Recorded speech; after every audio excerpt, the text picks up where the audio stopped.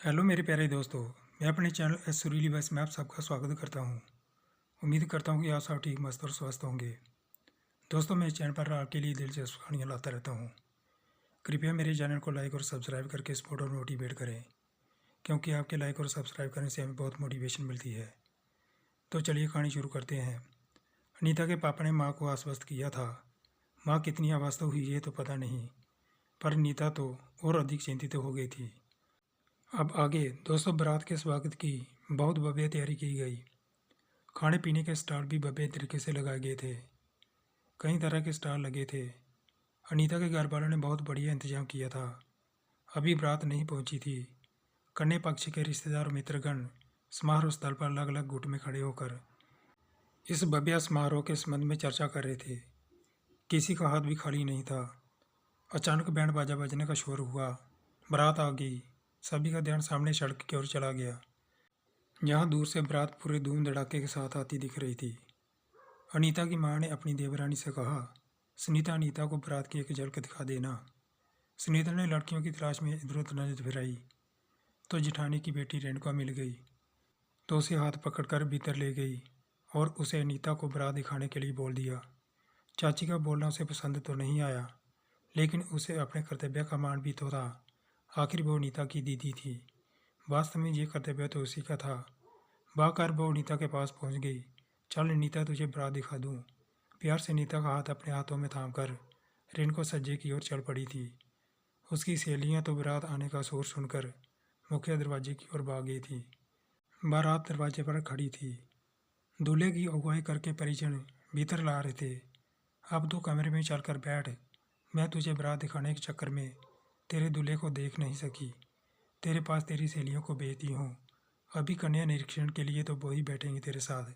दीदी क्यों इतना परेशान हो रही हो? अपने साथ विनीता को भी परेशान कर दोगी। अभी जयमाला होगी तो उस समय देख लेना मेरे दूल्हे को। दीदी की बातें सुनकर शर्माती अनीता ने भी अपनी शर्म थोड़ी देर के लिए छोड़ दी थी। अरे हाँ छोटी, मुझे तो ध्यान नहीं रहा। मेरी शादी गाँव में हुई थी ना। मेरी शादी में तो जयमाला का प्रोग्राम हुआ ही नहीं था। गांव के सीधे साधे तरीके से शादी हो गई थी। मैं तो भूल ही गई थी तेरी जयमाला के लिए स्टेज बना है। चल अच्छा है, तू ही अपने दूल्हे को शादी से पहले देख लेना। जब सजी सज स्टेज पर जयमाला होगा तब तू घूंघट करके तो नहीं बैठेगी। रेणुका खिलखिला उठी और इस बार तो नीता सच में शर्मा गई थी। रमेश का परिवार शहर के रईस परिवारों में गिना जाता था। उनकी एक ही मांग थी, शादी भव्य तरीके से हो। उनके किसी रिश्तेदार या मित्रगण के स्वागत में कोई कमी न निकालने का मौका मिले। शादी आधुनिक तरीके से होनी चाहिए। इसमें जयमाला का प्रोग्राम भी होगा। जयमाला के समय दूल्हा दुल्हन के साथ स्टेज पर बैठेगी। पूरे समारोह की वीडियोग्राफी और फोटोग्राफी होगी। उनकी इतनी सी मांग पूरी करने के लिए अनीता के परिवार को कोई आपत्ति नहीं थी। आखिर शहर की अधिकतर शादी में तो उन्होंने भी देखा था। इस तरह के जयमाला के लिए अनीता को लेने सभी भाई भागे। फूलों की चादर लिए फूलों की चादर के नीचे अनीता बहनों और सखियों के संग चल रही थी और फूलों की चादर को थामे थे उसके सभी भाई। इसमें मेरे चचेरे फफेरे सभी भाई शामिल थे। अपने इतने भाइयों को फूलों की चादर थामे देखकर रेणुका ने मजाक भी किया था कि लग रहा है बहन को जयमाला के लिए नहीं ले जा रहे, युद्ध क्षेत्र में उसके अंगरक्षक बनकर जा रहे हों। दूल्हे राजा सालों की इतनी भीड़ देखकर तो घबरा ही जाएंगे। उसकी बात पर एक ठाका लगा था। साथ साथ किसी भाई ने उत्तर भी दे दिया था, हाँ तो दीदी हमें भी बता देना है, हमारी बहन को कोई कमज़ोर ना समझे। उनके साथ हम इतने भाई रक्षक बनकर हैं। इसी प्रकार हंसी मजाक करते हुए वो अनीता को जयमाला के लिए सजी हुई स्टेज पर ले जा रहे थे। पूरी बारात का ध्यान इस समारोह की नायिका पर था। अनीता किसी राजकुमार के समान लग रही थी। उसके खूबसूरत नए नक्श हल्के मेकअप से वो भी खूबसूरत हो गए थे। सिर्फ रंग ही तो सांवला था अनीता का, और कोई कमी नहीं थी उसमें। बड़ी बड़ी आँख के फाँक की कमचरारी आँखें, पतली लंबी नाक, पतले पतले गुलाबी होंठ, काले लंबे गले बाल, जो भी देखता उसे देखता ही रह जाता। भगवान ने एक उसका रंग देने में कंजूसी की थी, जिसे ब्यूटी पार्लर से आई हुई विशेषज्ञ ने बहुत खूबसूरती से ढक दिया था। पूरी बारात में सरगोशियाँ जलने लगी थी। दुल्हन तो बिल्कुल माँ लक्ष्मी सा रूप ली है। कृपाल सिंह जी ने छांट कर हीरा चुना है अपने बेटे के लिए। रमेश के दोस्त भी कुछ ऐसी बातें करके उसे बधाइयाँ दे रहे थे।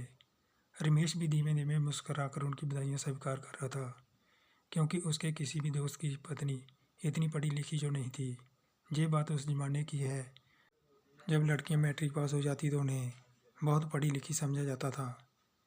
गांव में तो प्राइमरी कक्षा में पढ़ती हुई लड़कियों की शादी हो जाती थी। शहरों में भी मैट्रिक इंटर पास करते करते शादी हो जाती थी। शादी के बाद तो उनकी पढ़ाई वैसे भी बंद हो जाती थी।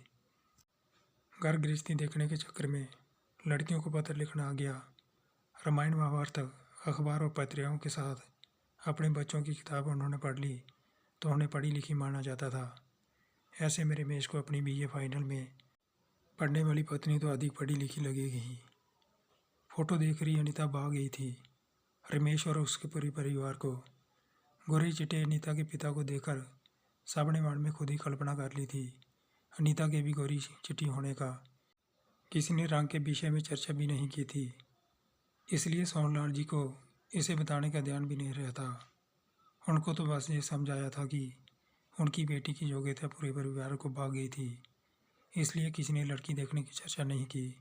सोन जी के बार बार कहने के बाद भी और रमेश अभी अनीता को देखकर अपने निर्णय पर कायम था। भाभी को सब दूर से ही देखता रहेगा, जहाँ उनका हाथ थाम कर उन्हें स्टेज पर आने में मदद भी करेगा। अभी रिवाज वाले विवाह के बाद अपने पास बैठाकर देखते रहना। एक मित्र की चुगल से अनीता का सौंदर्य देख अभिभूत रमेश चौंकन्ना हो गया। जयमाला के लिए सजी महाराजा शोभा से उठकर स्टेज के किनारे की ओर बढ़ा और अपना एक हाथ अनीता की ओर बढ़ा दिया। मेरा हाथ थाम कर आप स्टेज पर आ जाइए। रमेश की बात सुनकर मुस्कुराते हुए रेणुका ने अनीता का हाथ थाम कर उसके हाथ में रख दिया। दामाद बाबू देखिएगा, मेरी बहन बहुत भोली भाली और मासूम है। इसका हाथ आप इसी तरह हमेशा थामे रखना, कभी बीच में छोड़ने की कोशिश मत करना। रेणुका की बात सुनकर रमेश समझ गया था अनीता की बड़ी बहन होगी, इसलिए उसने हल्की मुस्कान के साथ जी दीदी कहकर नज़रें झुका ली।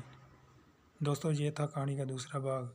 अगला भाग देखने के लिए कृपया मेरे चैनल एसरूली बॉयज़ को लाइक और सब्सक्राइब करके मुझे सपोर्ट और मोटिवेट करें, क्योंकि आप वीडियो को देखकर लाइक और सब्सक्राइब नहीं करते हो जी।